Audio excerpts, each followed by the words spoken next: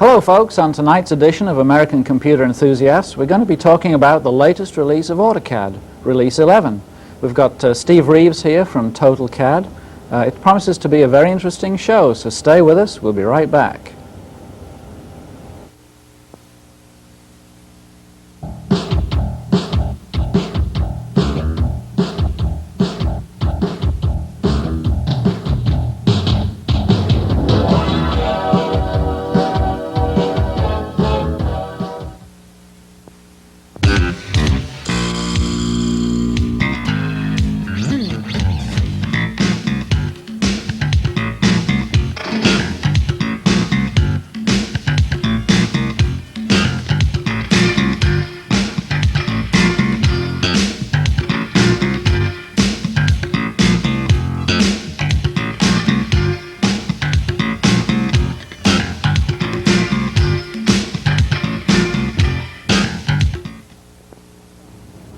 I'm Charles Fay. In our next Money Talks, we'll have Kevin Rooney come down from Pennsylvania, and he's going to talk about 401k plans.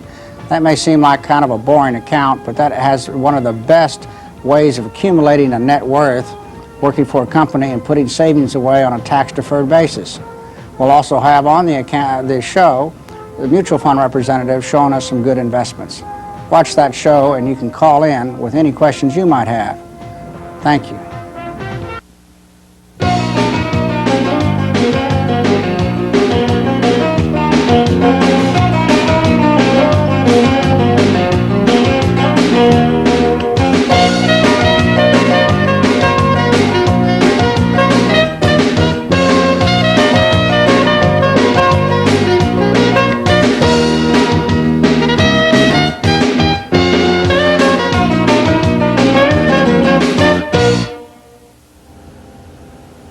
Hi folks, welcome back to American Computer Enthusiasts. I'm Graham Pearson, your host for tonight. Dean's having the night off. And tonight we're going to be talking about Release 11 of AutoCAD with Steve Reeves, who's come all the way from Westbury Square. Gallop on his grey mare. Anyway, I hope you had an interesting Halloween last night. You go out trick-or-treating, got lots of candy. I stayed at home and worked on a few bat files. Vampire bat. Never mind. Anyway, Steve's going to be giving away a copy of AutoSketch tonight. It's the latest copy of AutoSketch. It's a $249 value. So make sure you've got some interesting questions lined up for Steve, and give us a call on 861-6283. Before we go to Steve, let me make some announcements about Hell PC, some of the upcoming meetings coming along this next week. We've got a bump slide for you if the guys in the control room are ready on the bump slides. Here we go. Remember, all of these meetings are over at 1200 Post Oak, Suite 106. If you're not a member of Hell PC, you should really consider becoming a member. It's only $25 a year. It's an excellent value. If you're not a member and you want to go to one of these SIG meetings that you see on the screen there, just take $25 along and go attend one of the SIG meetings. You can call them at 623-4225. Tell Werner that Dean sent you. Okay, we're back. Welcome to another show. We're all really hyped up here. It's going to be a great show. We've got Release 11 of AutoCAD. But first of all, let me introduce Steve Reeves, who's come all the way from Westbury Square, where he runs a company called AutoCAD. Welcome to the show, Steve. Thank you. AutoCAD Systems. I guess you want me to tell a little about AutoCAD. Sure. We've been in business for 6 years.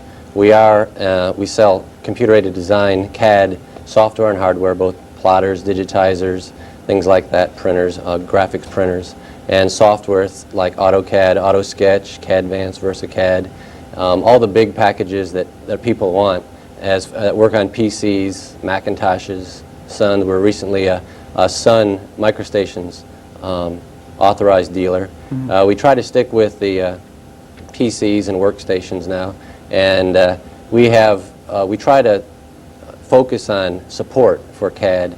And as most people know, CAD is a real technical and highly, you need a lot of support, and not like some of the regular programs that are out there now that run on PCs. So we try to do things that a lot of people that don't do, like users group meetings. We've had users group meetings for almost like 5.5 years. Every other month we have a users group meeting.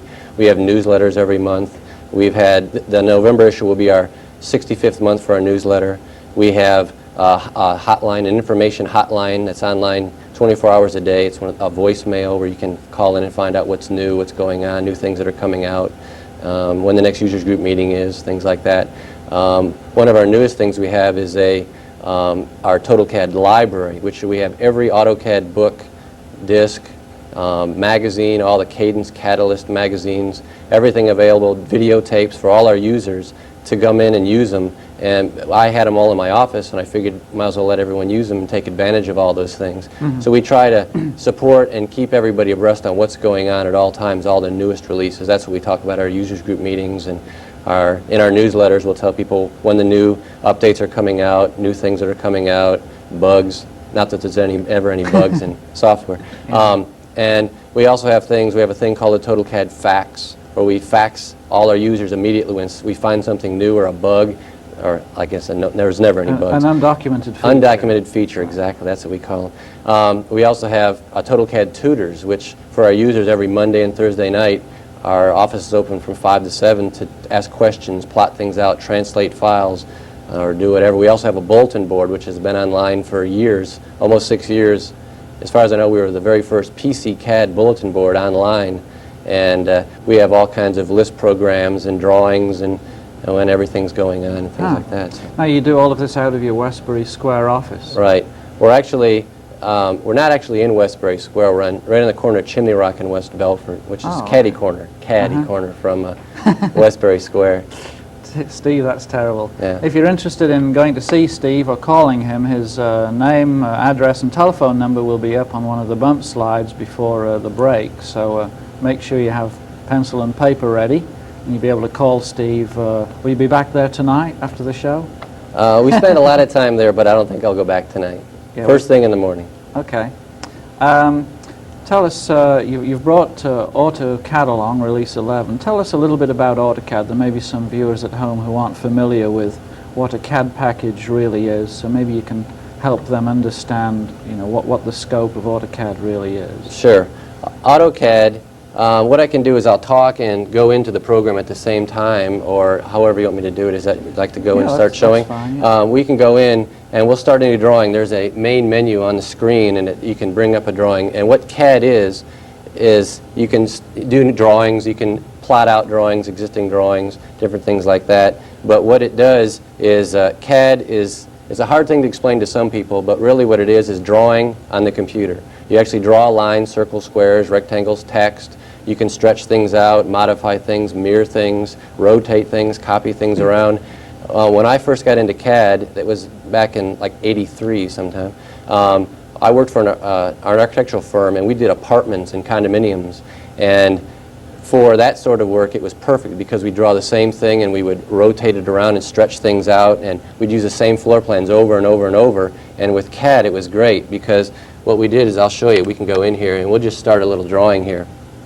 And the screen will come up, and we can go into here, and a main menu will come on the side of the screen. This is the AutoCAD main menu. And you can see on the screen the cursor, the crosshairs, will move around on the screen. If we want to draw something, we can actually go up here to the pull-down menus. There's pull-down menus all the way across the top, like Draw, for example.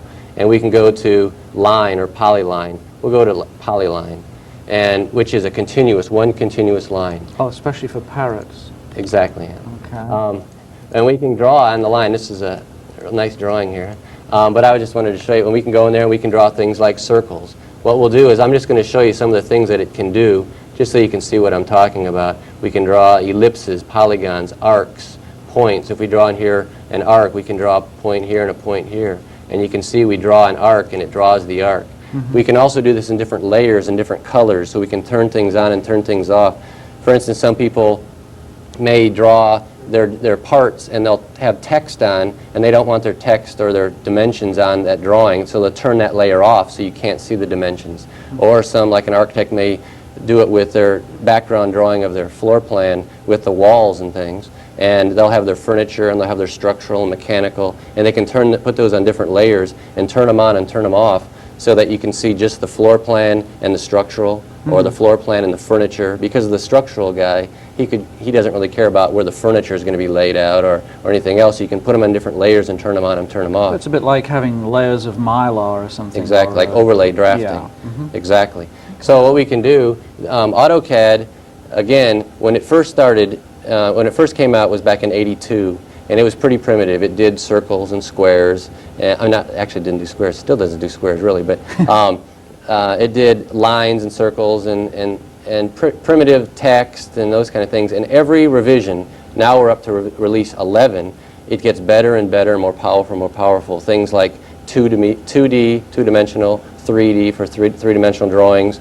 And it's you can go into here, for example, we can go into display and we can go and see what this looks like in 3D, for example. We can go to the viewpoint 3D and look at it from any perspective we want, or isometric actually, and look at it from this angle. Now it's hard to tell that that's an isometric drawing, but we can go over here and we can go to edit and we can go to change property and pick an item like this circle right here, and we can change the thickness, for example, and we can change it to like 1, and we'll hit that, and you can see it actually draws it in 3D.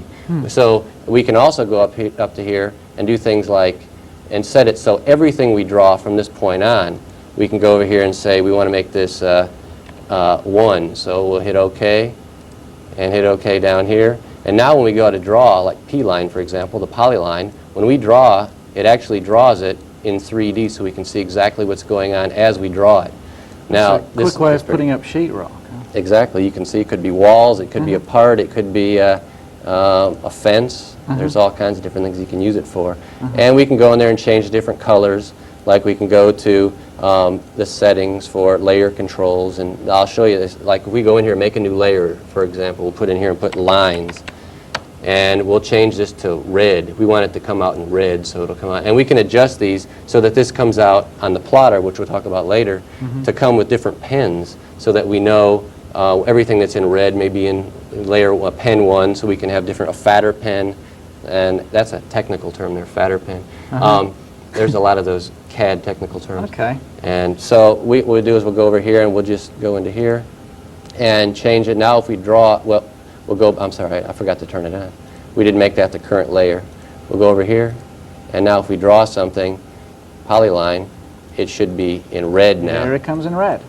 Okay, well, while Steve is having a great time here, we've got to take a break, so we'll try to slow him down a little, and after the break we'll get into the specifics of Release 11, so stay with us, we'll be right back.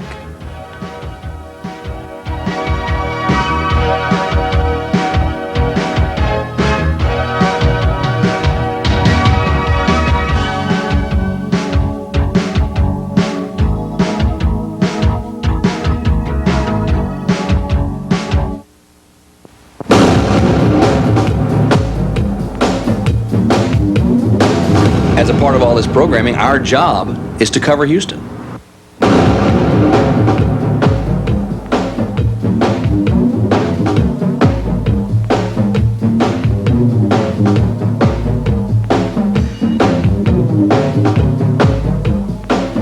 It's all about Houston.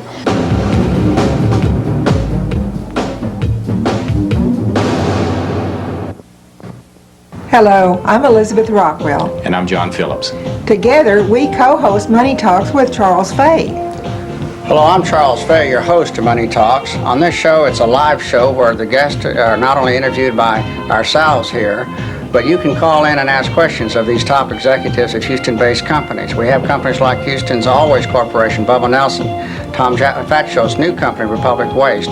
It's on Tuesday nights from 7 to 8. Watch us.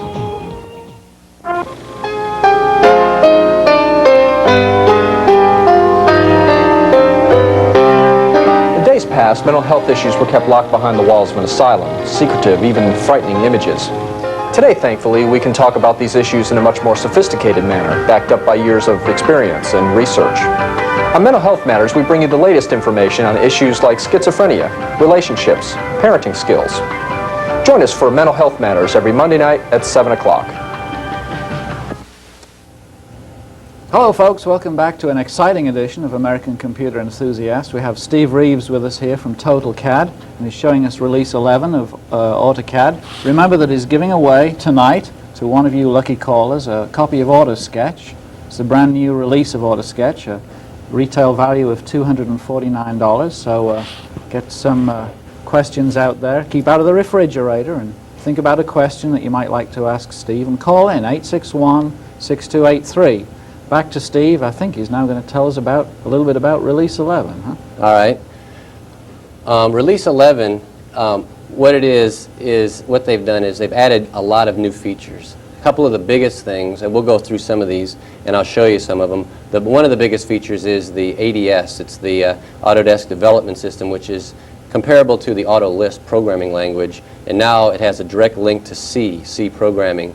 So there's some good things about that, good and bad, I guess. Bad because not everyone knows C, but I'm sure it's become a hot item now that it works with AutoCAD, and that's what everyone's going to write their third-party software. I would say a majority of them, because it's so much faster, and it's because there are so many programs out there that will link to C, the compilers and things, and I think there'll be a lot of new software coming out, and a lot of people redoing their software for the. Yeah, I imagine a lot of these add-on companies will be scrambling now to rewrite their packages in C. Right, because there's a lot of them out there, third-party add-on programs that were really good, but they were really slow, and now they can rewrite them in C. Yeah, you really needed a 386 to run some of the add-ons. Although I believe now you need a 386 to run Release 11, is that right? The new version of Release 11, the one that's out right now, it's actually Release 11 386, just like the Release 10 386.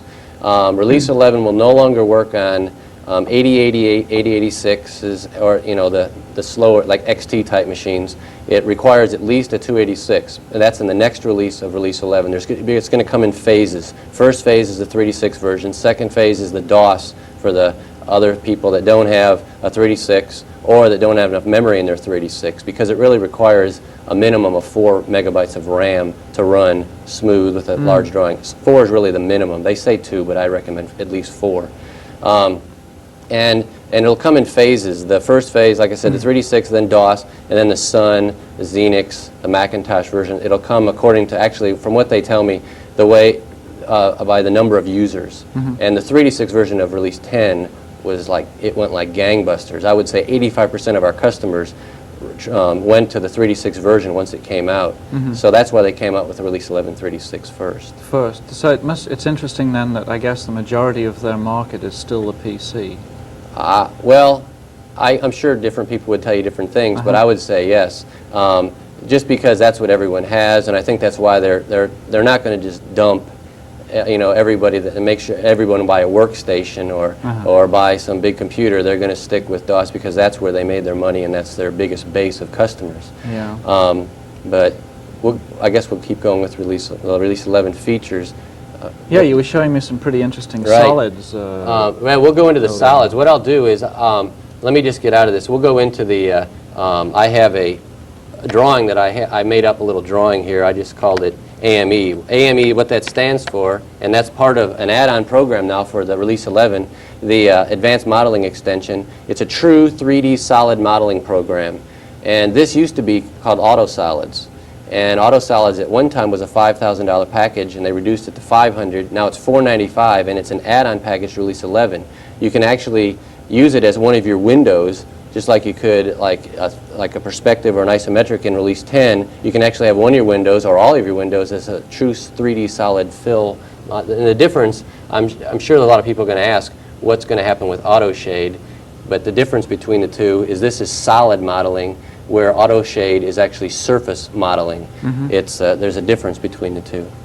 Okay. So, but what I'll do is I'll go in here and I can make these items here. There's a box that I made from these primitives. There's a cylinder, 2 cylinders, and what I can do is I can go over here and hit modify, and I can do the subtract, and I can hit the items one at a time. Like I can go to the white box here, for example, and say it'll ask me which item I want to subtract from that item. We'll pick this green so it's cylinder. like cutting out a hole in a piece of cheese. It's called Boolean. It's a Boolean formula, and what it does, it actually subtracts that circle or that cylinder from that box. So there's really a hole through that box right now. So we can do the same thing with the other one, where we hit the box first, And then we hit this round, the cylinder here, the red cylinder. And what that does is you'll see this will make a lot more sense when this one comes across here, because it will subtract that piece from there. It'll actually subtract that from that, and you can see it makes a little thing. So now what we can do is we can go up here to display, and we'll make that into a mesh, a solid mesh. We'll do it with a window. And what this does, it'll make it into one solid object. And it'll do some translation. You can see what it's doing down here. Actually, you can't see what it's doing, but it's counting numbers, and it'll go in here and it'll finish that, and it'll redisplay it on the screen as a solid object. And now if we go into it, and this is one of the new features of Release 11, one of them is shade. And what shade does, it's like auto shade sort of, but it doesn't, you can't rotate the lights and things. It's just a quick representation of what it would look like shaded in using the layers and colors that you have. So you can see what we just did was we actually cut a hole through there. If we were to rotate this object around, you could look right through that hole and see through that, and that's actually a cut through. But you can see what you do is you start with primitives and you subtract or add. There's things like, if you go up here to the solids menu, there's things like, we'll go back here to primitives. You can see there's boxes, cones, cylinders, spheres, torus, which is like a tire, inner tube. A donut. A donut, exactly. And here we have a piece of Swiss cheese. Exactly. Or wedges, and you can, and Union, make those, you can put them together so it makes one object, or you can subtract them, or whatever. And this is a really powerful program for $4.95. You know, Autodesk has really brought the price down to make it good for everybody. I mean, everyone can use this now for everything. When it first came out, it was strictly, or they tried to gear towards mechanical type engineers or whatever.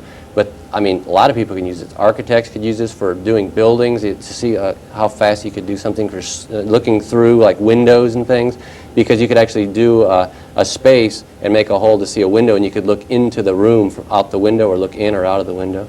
Or you could use it for true 3D solid objects like valves or vessels, or something like chairs and tables, and really do whatever. I've made some symbols, and I could show them to you later. We could go through that. So normally then you wouldn't use the shading while you were designing, but you'd maybe use the shading as the last rendition just to get some idea of what it would look like. Right. Well, a lot of times, if this was a really complicated drawing, you'd probably want to shade it in every so often, because when you get a lot of lines going in every which way, you know, every direction, it makes a lot more sense when you can see a solid object rather than a wireframe object. Even though it's 3D, 3D is really a powerful part of AutoCAD.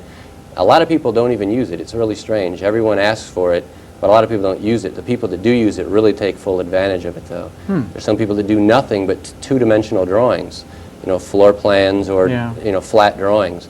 But so we've got the C interface and some shading. What else is? Okay, we'll go in here and I'll show you. There's some things like aliasing. What I'll do is here, we'll just regen this drawing so we can come up here and we can see what's going on.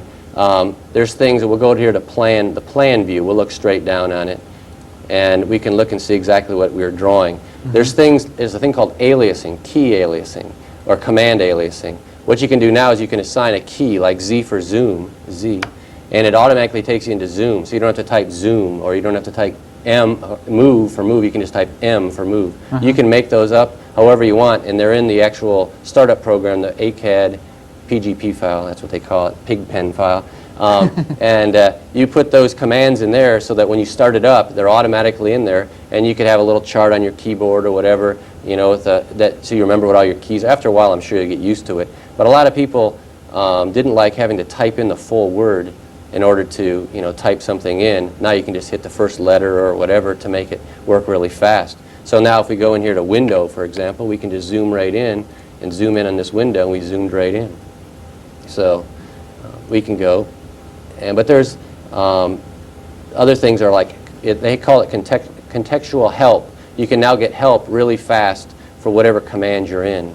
And you can do, there's new, they improve the way you can insert or put in objects like ellipses and three-dimensional objects. You know, the way you input them from the keyboard makes a lot more sense now. And there's some things you couldn't do very easily before. You'd have to almost write a program, a list program to put those objects in. One big thing that they've added to this program, Release 11, is drawing recovery. There used to be a problem, there's probably some users out there that have had e-read errors or T-read errors with their drawings, and you have to buy a third-party program in order to recover those files. It now comes with a drawing recovery program built in so that it fixes those corrupt files. So you no longer have to spend $250 to get your drawing back. You can now do it from within the program. It's actually part of the startup menu of AutoCAD. And another thing is file locking. This is now, there's two versions of AutoCAD now, regular version, standalone, and then there's a networking or a networkable version is what I say. It's not really a network version. You don't buy one and then put it on 20 computers. You need to buy one for each station. But what it allows you to do, there's file locking, there's passwords, there's different things so that this one person at a time can be working on a drawing. It's no longer, it used to be two people could be working on the same drawing, they save the drawing, whoever saved it last is the winner, and some of them they go into CAD space, you know, and we've got a lot of people that have lost drawings, good drawings. I spend half of my time in buffer space. Right. CAD space is a new dimension. Exactly. Three-dimensional buffer space. Exactly. Another thing is reference files, something that people have been asking for forever, and it's because there's other programs out there that do it. They call them XREFs, and it's external reference files, which allows you to bring in drawings. For example, I'll just use a floor plan, just because I know a lot about floor plan. You can bring in a floor plan, and before you had to bring it in, and it was actually part of your drawing. Now you can bring it in, and it's actually there, but it's just a pointer in your drawing. And you can snap to it, you can reference it, you can draw around it, and when you save it, your drawing's a lot smaller. Used to be when you had to save a lot of layers and a lot of different things, your drawing got bigger and bigger and bigger. Now you can just use those as a reference file and use them as a background drawing, but the nice thing is you can still use them to snap to and whatever, so it makes a big difference in drawing size. Okay. We've got all kinds of people on the telephone line. Would you fancy taking a telephone call or two? Sure. Let's see who's on the line here. See who we can talk to. Line 1. Hello, you're on the air. Who are we talking with, please? Talking to Irv. Hello, Irv. Thanks for calling in. I warned Steve before the show that we always get a call from Irv. So, Okay. you're on first. What can we do for you, Irv? How amiable is this program to a real drafting tool? In other words, if I use it and I produce, let's say, a front view, can I then go to a side view and a top view and finish it off? Drawing an object. I mean, am I making myself understood? Sure. One thing nice about this program is you can have multiple views on the screen at one time, and you can actually draw in space, and you can draw, I could show it on the screen, but I'll just explain it. You can have a front, top, side, and an isometric view. And what a lot of people do is they'll have those 4 different views on the screen, so that when you work on one drawing, like the plan view, it actually draws you could actually edit and draws at the same time in all the other views, but you can actually draw at different sides and different angles. They have a thing on here, you probably can't see it on the screen, but it's UCS, it's an icon, and it's the user coordinate systems, and it allows you to rotate that user coordinate system at any angle, which allows you to draw on a side. So if you wanted to draw something on the top or the side or at an angle, like a roof or a part of a valve or something that was at an angle, you can draw at any angle you want. It doesn't make any difference. It doesn't have to be a flat drawing. You can also draw it flat and flip it up if you need to. So there's different ways to do it, but you can draw in true 3 dimensions. Can you use electronic symbols? I mean, if you wanted to draw a circuit board or an electronic circuit, or is there an add-on where you can use symbols like resistors and capacitors and transistors? Or do you have to sketch them yourself? No, well, you can do that. Some people do because, well, there are thousands of add-on software programs for AutoCAD. I just happen to have books here. This is just one of them. This is a new supplement that came out. You can buy these at all the bookstores like Bookstop, and we have them in our library. But there's source books, and there's a thing called Resources. It's put out by a company, same people that put out Cadence and Catalyst. And as far as add-on programs, and they have things, and there's actually one of them that's broken down to is electronics. And there's all kinds of symbol libraries that are available as far as, for for everything from valves, vessels, furniture. Even there's one called AutoYacht that allows you, it helps you draw your boats if you need to. But I have some symbols, and we'll probably show that later. I have some symbols that I've made up and show you how you can save anything you want. You save it one time as a name. They call them blocks, and you can save that as an object. And at any time in any drawing, you can bring that up and rotate it, scale it up and down, put it inside your. If you draw a line, for example, you needed to put in a wire or something, you needed to put something in the middle like a switch. You could put that switch on that line and break that line so it looked like it was in the middle of that line. But that's one of the beauties of CAD is once you draw it, you never have to draw it again. You can modify it, change it, rotate it, all those things. So it's a real powerful tool. But one fast question: will the files produced in the PC world be compatible with the Mac world in AutoCAD? Completely. We have quite a few people that have both Macs and PCs in their same office, in the same environment. There's different ways to do it. The file format is identical between the PC, the Macintosh, the Sun, the Unix. There's a small translation program that comes with AutoCAD. It's called SetFile, which, like for instance, when you go from a PC to a Mac, the Macintosh doesn't use extensions like the .dwg. So what this does is it cuts that off. Same thing, you run it the other way, and if you're going to go from a Mac to a PC, what it does is it adds the DWG to the end of your drawing so that it loads right up. But the file format is identical, and you can go back and forth. We have people like engineers that work with other engineers or architects, and one might have a Mac, one has a PC, one has a Sun, and you can go back and forth to and from any other machine. There's no problem at all. Okay, thank you very much. Thanks for calling, Irv. Bye-bye. Thanks. Well, we have time for one more caller, and then we'll go into a break. Let's see who's on line 2. Hello, you're on the air. Who are we talking with, please? This is Wayne. Hello, Wayne. How you doing? I'd like to ask about the ability to import data and things, like the ability to scan items in or things like that. All right, no problem. We, as a matter of fact, at our office, we try to keep up with everything that's going on. As far as CAD goes, we have a scanner at the office. We have a little Hewlett-Packard Scan Pro, a little 8.5 by 11-inch scanner, and they make scanners all the way up to E-size, even bigger actually, on different companies like Houston Instruments, and there's different people out there. You can scan in drawings, and it makes a TIFF file, a TIF extension, just like you could take into a desktop publisher or any other, like WordPerfect, and things will accept those kind of files. What we have is we have programs that will translate a TIFF file into a DXF file.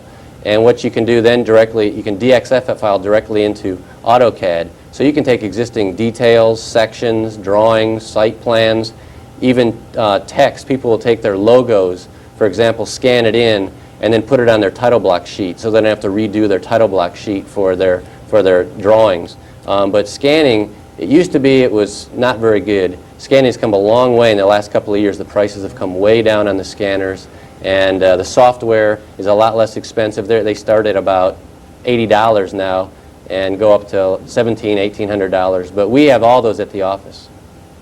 Okay, thanks for calling. Thank you. Thank you. Okay, we're going to take another quick break. Stay right with us. We'll be right back. Steve's going to fire up this glamorous plotter you've seen behind him. And remember, he's giving away a copy of AutoSketch, so stay with us. We'll be right back.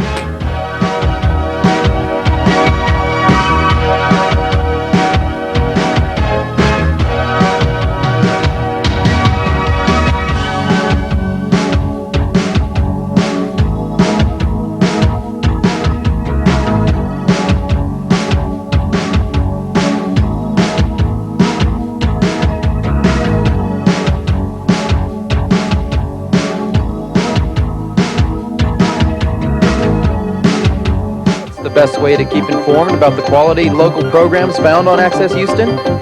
It's the Access Houston Program Guide. This monthly publication is the most authoritative source of information about your favorite programs on the educational channel. And for a limited time, you can get a free subscription to it. To get your free subscription, just call 524-7700 and ask for it. That's all you have to do. So call 524-7700 right away and get your free subscription. I'm Dr. David Mobley, and I'm a urologist here at Memorial City Medical Center in Houston. I'm your host each Wednesday evening live on Access Houston from 7 to 8 p.m.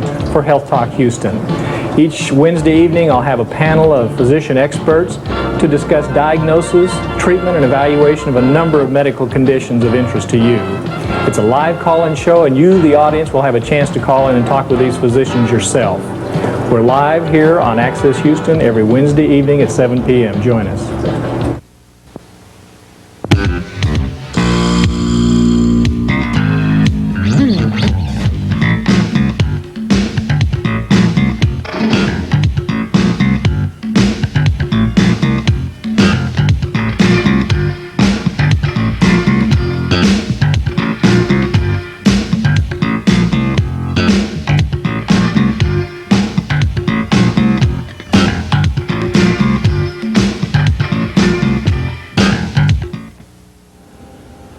Hey, we're back, folks. I've just got a raise here from my chair.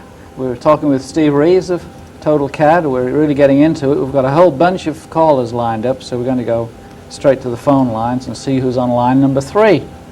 Who's there? You're on the air. Who are we talking with, please? Hello, Graham. It's David. Hey, David. How are you doing? Now, I warned Steve that there are 2 callers. Always call in, Irv and David. So thanks for making the show. What can we do for you? Well, I wanted to ask Steve if they're planning on coming out with a window version sometime soon, and also what kind of coprocessors do you support? I know that it'll always run faster with your standard Intel, but I was wondering, well, Intel and Cyrix are compatible. How about the YTech? As of today, the YTech isn't supported. It only supports the Intel 8387s and the other clone types math coprocessors. There are other products. The new AutoShade that will be out sometime, they say November, December, sometime before the end of the year, will take advantage of the YTech processor. And also the new 3D Studio that just came out, the animation program from Autodesk. But AutoCAD itself does not take advantage of the YTech as of today. As far as, what was the other question? The Windows. Windows, okay. That's probably the most asked question in AutoCAD right now, because the 386 version of AutoCAD won't work with Windows. It'll actually work in the slow mode, but it won't work with the fast mode because they're both fighting for the same memory, extended memory. So I don't know, as far as I know, it may be in the queue, but I don't know the plans of a Windows version, an actual Windows version of AutoCAD.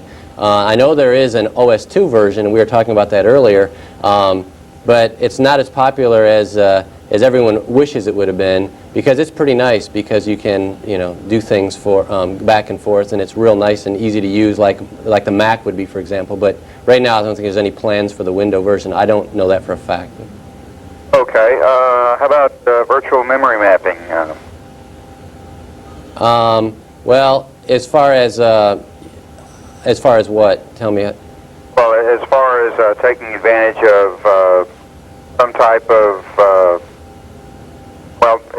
taking advantage of extended memory where you can use hard disk space to speed things up. Okay, it does. The 386 version of AutoCAD, both release 10 and release 11, requires extended memory. A minimum of, well, they say 2 megs, but I would highly recommend 4 megs of RAM. The sky's the limit, actually. The more, the better. But it does take advantage of extended memory. Some people, I would say the majority of the people have 4 megs of RAM, and it does, and that's one reason why there's problems with, like, Windows, for example, because the Windows also needs to take advantage of extended RAM. So that's why there's the fight between the two. So it's best to stick with one or the other. It's run with AutoCAD and DOS, I guess. All right. All right. Well, thanks for calling, great David. product. Thanks for calling. Okay, Graham, bye. Thank you. Goodbye. How are we doing? Let's go to line 1. Let's keep these guys on the roll. Keep them right. out of the refrigerators. Who's on line 1? Hello, you're on the air. Who are we talking with, please? Hi, this is Charles. Hi, Charles. I wanted to ask about the equipment that you're running that on. Some of the viewers may not be aware it takes quite a bit of horsepower to run AutoCAD. If you could give us an idea about that, and I'll hang up and listen. All right, thanks. Sure, thanks. Thank you. What I'm using here, and that is true, but this is a pretty basic machine here. This is actually a laptop, Dell 316 LT, the laptop version of their SX machine. This is just a 386 16 megahertz SX machine with a math coprocessor, the 387SX, 4 megs of RAM, 40 megabyte hard drive. It's really not that powerful machine, but it's a 386. We have a NEC multi-sync 3D monitor hooked up. This has a built-in VGA card. The monitor that goes on here, it just slides right in or slides right out. You take it off if you're going to use an external monitor. And then I have a Microsoft mouse, and which plugged into here because this has an add-on port that you can put one card in if you want. And I decided to opted to put the card in for the mouse rather than tie up my serial port, and that's what we have hooked up to the plotter.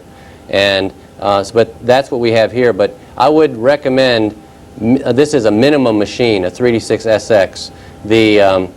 Most people nowadays have the 20, 25, or 30, even the 486s. It works great on the 486s too, which has the math coprocessor built into the 486. So, you know, again, not many people are going with 286s much anymore. It's just too slow for CAD because the program itself got so big and so powerful, it's just got too slow. So that's what hardware. Yeah, great. And we're going to fire the CalComp plotter up a little later just before we take the last break. So stay in your seats, folks. Hold on to your seats. We'll be firing the plotter up. Let's see who's on, what, line 2, huh? Hello, you're on the air. Who are we talking with, please? This is Leon. Leon? Yes. Hi. What's your question for Steve? Okay, Steve is a friend of mine, so he'll probably know who this is. I was just wondering if he could talk about some of the enhanced dimensioning features that they added in AutoCAD now, particularly the you can adjust your text sizes for your tolerances. Right, that's a good question because that's another one of the big things that they've added to Release 11. What they've done is they've added things like ordinate dimensioning. They've added some being able to edit text. That's another big thing I forgot to mention is being able to edit strings of text. Before, if you wanted to edit a string of text, you'd have to go in there and retype or delete it and retype it. Now you can actually go in there and edit, fill things in, delete characters, insert characters, whatever you need to do. It's a lot better than it used to be. But as far as dimensioning, if we go in here, I don't know, can we show it on the screen here? I don't know. We're going to check John out, see if he's quick enough to get on camera. All right. What they've done is they've added some of the menus as far as the settings go on the dimension variables. You can now do everything on the screen. You can set up the linear, diameter, radius, the global. Like for example, you can now set up. It tells you exactly where your text is going to be before you do it. Used to be you had to go through the variables, and it would go through all kinds of not really code, but it was code words that you'd have to figure out what they all meant. Like text size was TXT, SE, whatever. And now it actually shows you on the screen, so you can see it's a lot easier to work with. They tried to make it more user-friendly. I know that's used a lot, that word, but it really is, because you can go in there and you can. Everything about dimensioning is easier. Every single thing. That was probably the #1 question asked about AutoCAD, because people could never figure out what they were doing, and they could never figure out if they changed it, why their arrowhead was too big, and why it was too small, and why it wasn't showing up, and why it was far away, why their text was so far above the line, or why it was breaking the line and putting the text in. Now you can see what happens before you actually do it. Makes it a lot easier to work with the dimensioning features of AutoCAD. All the features now are on the icons kind of? Right, the pull-down icon menus. They have, there's things like dimension blocks. For example, if we go in there, we can go right into here, and you can see it'll give you some options right off the bat, like an arrowhead, a slash, a dot, user definable, and you can have multiple user definable terminators, is what we call them, as far as the arrowheads or whatever. User-definable terminator. Exactly, user-definable terminator. I have a few users I'd like to try that on. And what great thing about this also is you can, when you exit out of the dimensioning, it asks you, do you want to save this as a new dimension style, update the current, or save it? So what you can do is you can save multiple dimension configurations. For example, if you use arrowheads on your details, you use a different type of arrowhead on your site plan, you can save different dimension variables for your different types of plans. Rather than having to redo it every single time you go into your drawing or save multiple drawings, you can have multiple dimension variables or configurations. All of your parameters in a particular configuration. Exactly. Okay, Leon. All right. Thanks for Leon. calling in, all right. helping your buddy out. All right. We need all the help we can get on this show. Okay, let's go to line 3, see who we've got on the hook there. Hello, you're on the air. Who are we talking with? This is Vincent. Benson. Right. Hi. How you doing? Listen, I'm not dense. I heard the other question about Windows, but I was wondering, not from the multitasking standpoint, but from the memory management and running Windows in an enhanced mode, if AutoCAD could run, you know, if you had 2 or 3 megs of RAM running in that type of environment, if it would take advantage of Windows enhanced mode operation. Well, that's what I just heard just the other day, that Autodesk is, well, there's quite a few people working on it. We have some people that actually use AutoCAD with Windows, but they don't use it to the full advantage like Windows because it slows down. We've heard that Autodesk is going to come out with some sort of a document to distribute to the dealers to explain some way to get around it for the time being until they either change Windows or change something.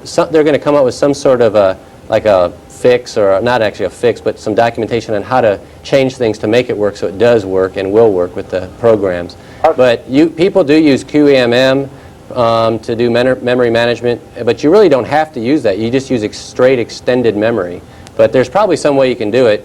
I'd really be interested if anybody out there has figured out a good way to make Windows work, you know, or whatever through memory management to make it work with the new AutoCAD, like the 3D6 version, would be great. I know what. Product really looks good. Well, thanks for calling. Thank you. Thank you. I would imagine that most professional people, draftspeople who are using this package, really don't want Windows to be kind of cluttering up the system. Is that right? They go into AutoCAD, they want to use it as fast as possible, and whatever kind of performance they can get out of the machine, that's what they want. I'd say between 15 and 25% of our users use Windows.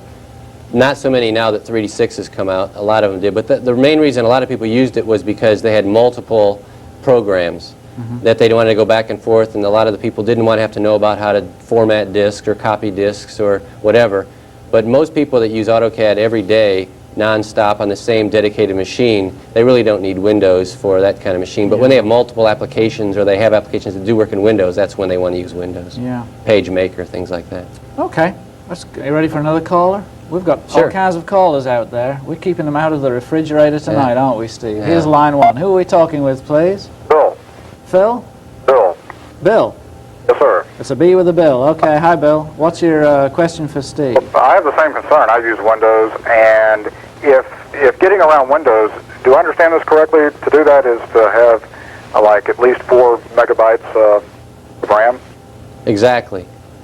You really need 4 megs of RAM to really run the program to load any kind of real drawing. You can load some circles and squares and some little drawings with 2 megs, but you really need 4 megs of RAM to run it good and fast. And from what you were saying a while ago, apparently at some point there will be a program or some information or something that will help everybody use it in the Windows environment. Right. I would say probably someone will come up with some third-party software program that'll change something around, some parameter that'll allow you to run the two together. I'd bet more on that than I would Windows or Microsoft changing their program to work with AutoCAD. I would. A sharp product, and I'm looking forward to using it. Thank you. Okay, Bill, thanks for calling. Sure. Sorry we couldn't hear your name too clearly at the beginning there. We got line 2 lined up. Here we go. You're on the air. Who are we talking with, please?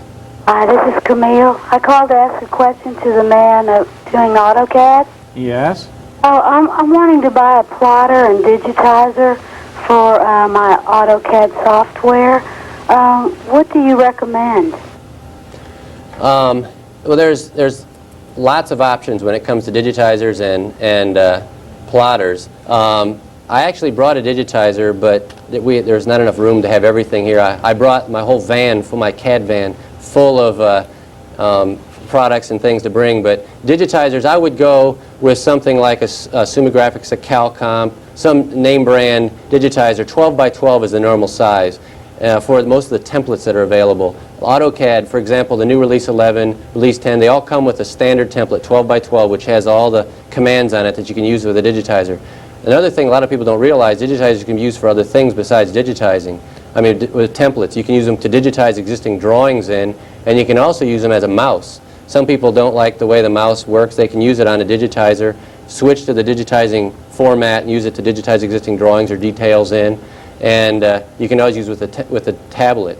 As far as, I mean, I would stick with the name brand, something like we sell all those digitizers. You can call me at the office for some, to recommend some. We have all types of digitizers. As far as plotters go, it really depends on what size you work with. If you work with A size, 8.5 by 11, or 24 by 36, or 36 by 48. The plotter we have here is a 36-inch plotter, and again, it depends on what you need. Do you need multiple pens? Do you need one pen? Do you need fast? Do you need economical? There's all kinds of different options, and the prices go from anywhere from, you can buy an A-size plotter for less than $1,000 up to an electrostatic, which may cost you $60,000, $70,000. But you can call me at the office, and I'll be glad to help you in that. All right, thanks very much. Thanks for calling, Camille. Yeah, we're going to show Steve's name and address and telephone number towards the end of this this segment. Steve's actually going to take a little time now and fire up this plotter that's behind him. And what we're going to do is we're going to check John out, and he's going to pick up camera number 3 and carry it over there and give you folks at home a real close-up of the plotter in action, okay? So Steve, tell us a little bit about the plotter and then tell us what you're going to do. Sure. What do I have here is it's a Calcomp 1025 plotter. It's their E size, or their 36-inch model. It has 8 pins, 42 inches per second. It has a buffer built, 100K buffer, and you can add a 1 or a 2 megabyte buffer. It's a really good plotter because, I mean, as far as speed goes and the multiple pens, for the caller, this is a great plotter if you need, those type of features. There are also slower plotters and that are available, 1 pen and whatever. Yeah, so really this is kind of top of the line right here, right? I would say it's top of the line, but it's economical. This plotter itself retails for about $6,000. This same plotter 3 or 4 years ago would be $15,000, $20,000. So the prices have come way down on the plotters, which is great for the end users. And more people can afford plotters and do check plots and things. What I'm going to do here is I'm going to start a plot, and I have a drawing here. I just brought a drawing. It's called Mech 3. I'm just going to do it as a display, plot to an E-size sheet, which is a 36 by 48 inch sheet. And what we'll do is we'll go in here, and it should ask us some questions like the size of the drawing, the number of pens, whatever we want to do there, and then the plotter will come. The plot comes out.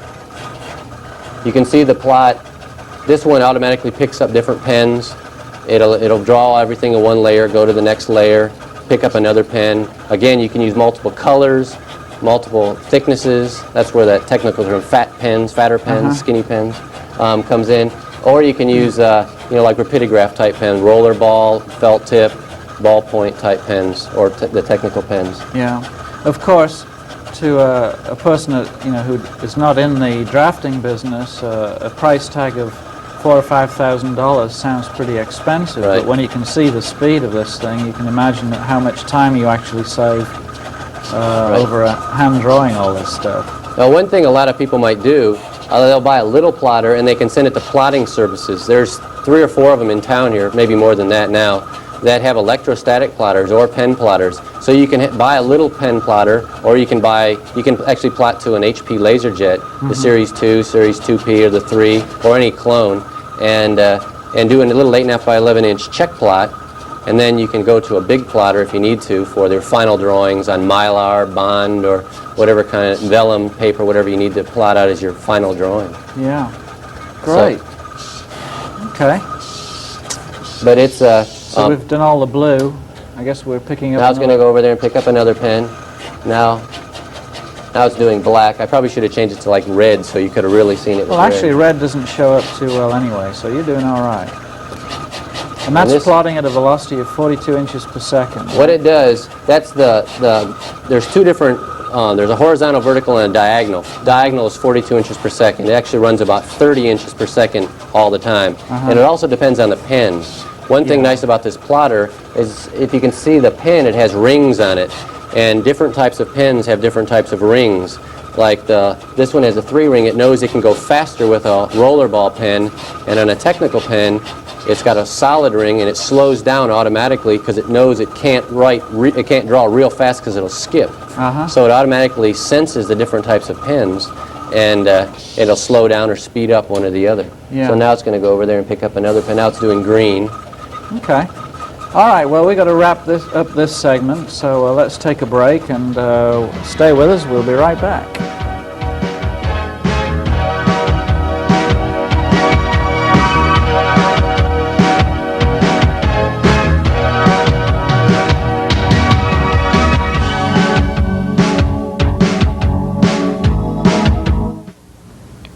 Do you feel safe in your neighborhood? Can your children go out and play without you worrying about them? If the answer to either of these questions is yes, you don't want to miss the next Viola Cell Show. Councilman Ben Reyes, founder of Neighborhood Crime Prevention, and two concerned citizens who are making a difference in the community where they live will be on. Also, Anthony Hall will give us an update on rail.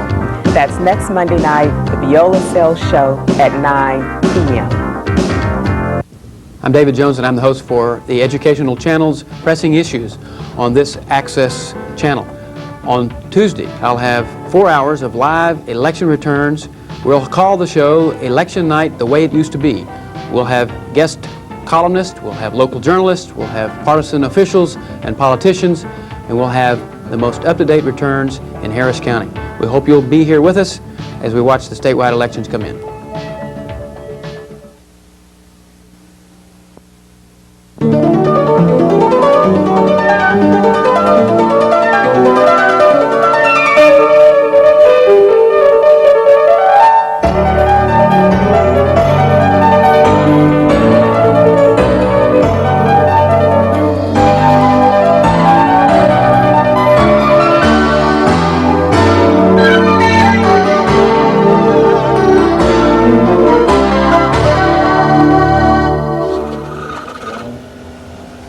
Hey, welcome back, folks. Steve's trying to stop the runaway plotter.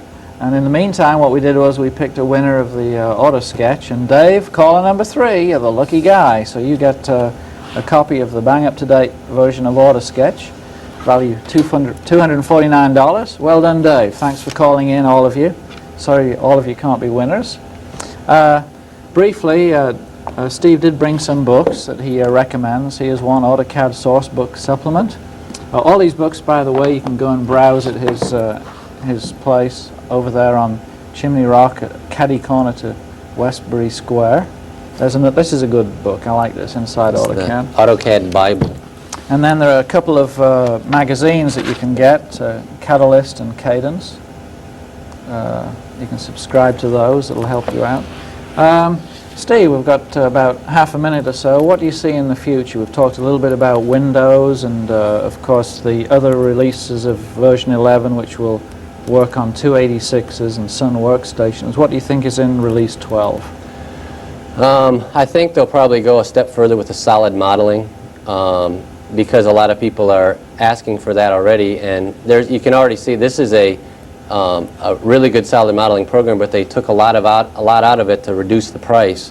But I think they'll get bigger and better and faster and faster. Of course, everybody wants the program faster, and it can never be too fast for everybody. But I would say the solid modeling, speed, ease of use, pull-down menus, more and more things to make it easier and easier for everybody. Great. Thanks very much for being with us, Steve. It's been an exciting program. Thanks for inviting me. Great demonstration. Fantastic plotter. Thanks for being with us, folks, for staying out of the refrigerator and tuning in and calling in. Congratulations to Dave on winning Auto Sketch. Next week we've got Dean back. He's going to be showing you some of the tricks that you can do with an Amiga 3000. If you're stuck on IBMs or Macintosh, give this show a try.